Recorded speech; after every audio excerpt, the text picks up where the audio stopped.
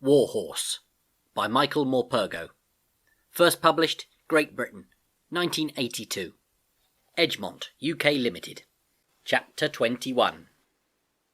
There was a look of resigned dejection on Sergeant Thunder's face as he and Major Martin spoke together with Emilie's grandfather after the sale. The yard was empty now of horses, and the buyers were all driving away. Albert and his friends stood around me, commiserating with each other, all of them trying to comfort Albert.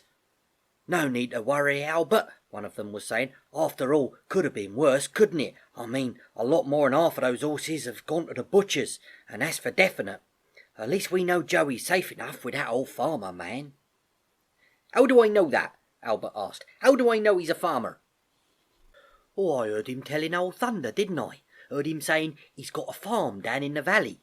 Told old Thunder that Joey would never have to work again so long as he lived. Kept rabbiting on about a girl called Emilie or something. I couldn't understand half of what he was saying." "Well, dunno what to make of him," said Albert. "Sounds mad as a hatter the way he's going on. Emilie's horse by right, whoever she is. Isn't that what the old man said? What the devil did he mean by that? If Joey belongs to anyone by right, then he belongs to the army, and if he doesn't belong to the army, then he belongs to me." "Well, better ask him yourself, Albert," said someone else. "Here's your chance. He's coming over this way with the Major and old Thunder."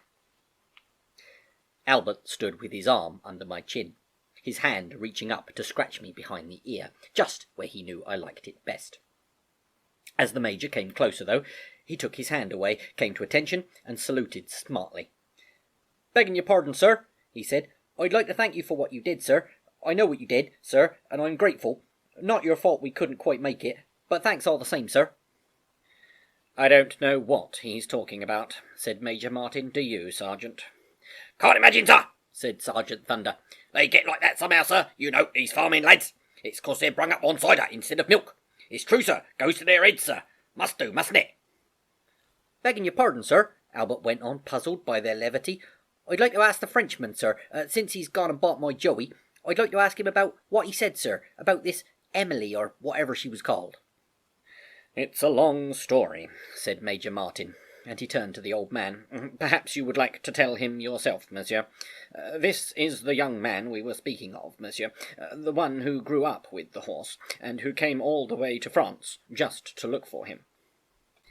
Emilie's grandfather stood looking sternly up at my Albert from under his bushy white eyebrows. And then his face cracked suddenly, and he held out his hand and smiled.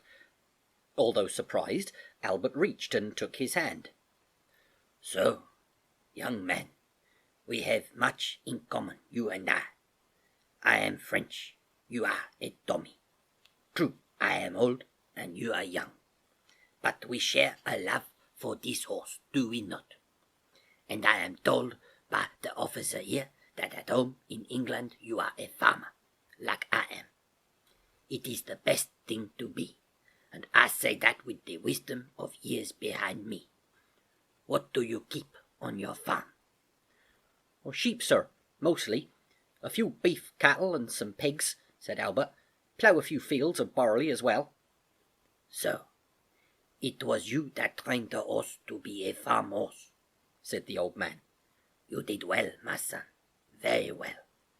I can see the question in your eyes before you ask it, so I'll tell you how I know. You see, your horse and I, we are old friends. He came to live with us.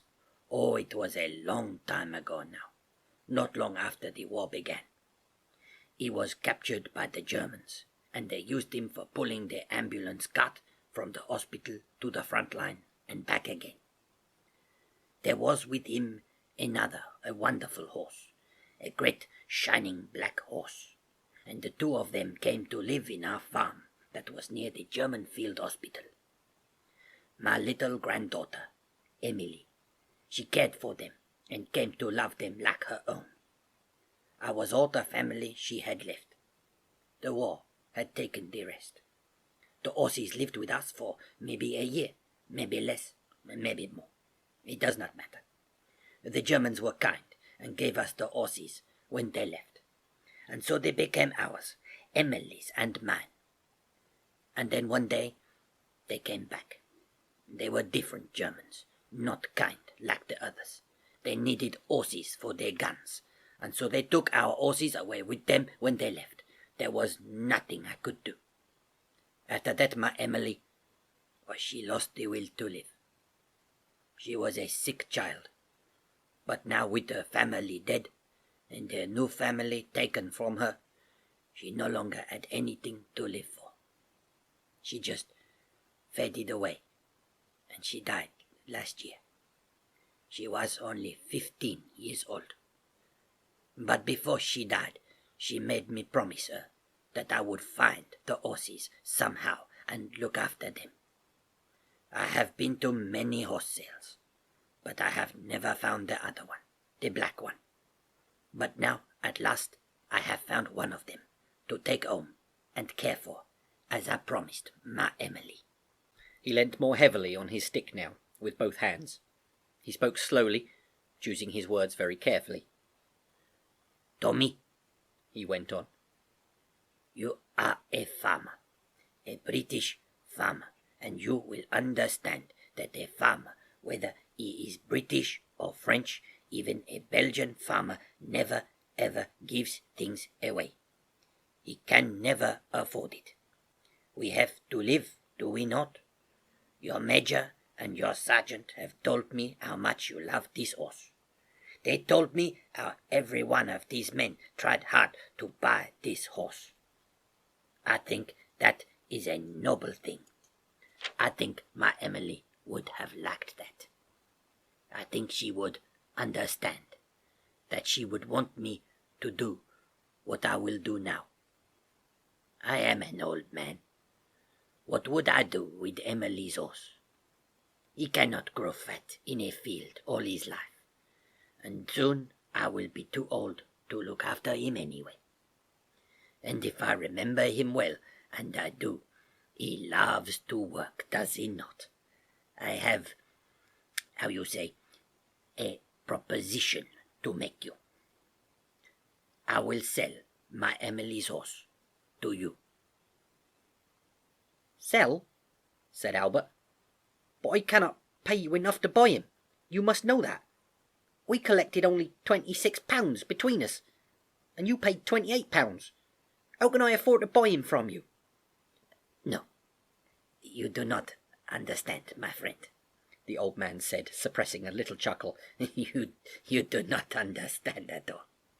I will sell you this horse for 1 English penny, and for a solemn promise that you will always love this horse as much as my Emilie did, and that you will care for him until the end of his days. And more than this, I want you to tell everyone about my Emilie, and about how she looked after your Joey and the great black horse when they came to live with us. You see, my friend, I want my Emilie to live on in people's hearts. I shall die soon, in a few years, no more. And then no one will remember my Emilie as she was. I have no other family left to remember her. She will be just a name on a gravestone that no one will read. So I want you to tell your friends at home about my Emilie. Otherwise, it will be as if she had never even lived. Will you do this for me? That way, she will live forever, and that is what I want. Is it a bargain between us? Albert said nothing, for he was too moved to speak. He simply held out his hand in acceptance. But the old man ignored it, put his hands on Albert's shoulders, and kissed him on both cheeks. "Thank you," he said. And he turned and shook hands with every soldier in the unit, and at last hobbled back and stood in front of me. "Goodbye, my friend," he said. And he touched me lightly on my nose with his lips. "From Emilie," he said. And then he walked away. He had gone only a few paces before he stopped and turned around. Wagging his knobbly stick, and with a mocking, accusing grin across his face, he said, Then it is true what we say, that there is only one thing at which the English are better than the French. They are meaner. You have not paid me my English penny, my friend. Sergeant Thunder produced a penny from the tin and gave it to Albert, who ran over to Emilie's grandfather. I shall treasure it, said the old man. I shall treasure it always. And so I came home from the war that Christmas time, with my Albert riding me up into the village, and there to greet us was the silver band from Hatherley and the rapturous pealing of the church bells. Both of us were received like conquering heroes, but we both knew that the real heroes had not come home, that they were lying out in France alongside Captain Nichols, Topthorne, Friedrich, David, and little Emilie. My Albert married Miss Maisie Cobbledick, as he said he would, but I think she never took to me, nor I to her, for that matter. Perhaps it was a feeling of mutual jealousy. I went back to my work on the land with dear old Zoe, who seemed ageless and tireless, and Albert took over the farm again and went back to ringing his tenor bell. He talked to me of many things after that, of his ageing father, who doted on me now almost as much as on his own grandchildren, and of the vagaries of the weather and the markets, and of course about Maisie, whose crusty bread was every bit as good as he had said. But, try as I might, I never got to eat any of her pasties, and do you know, she never even offered me one. Well, there it is. We have finally come to the end of Warhorse. Thank you so much to everybody who has been listening and commenting on the channel. It has been an absolute pleasure reading this for you all. It has made me smile every time I've seen a comment as to how it's helped people with their homework or just made people feel better when they've come home and listened to a chapter and couldn't wait for the next one. Thank you so much again, and I look forward to doing another project with you all very soon. Share it with your friends, like, share, subscribe, ring the bell, and we'll do another story soon. Kind regards from Mr. Chapman.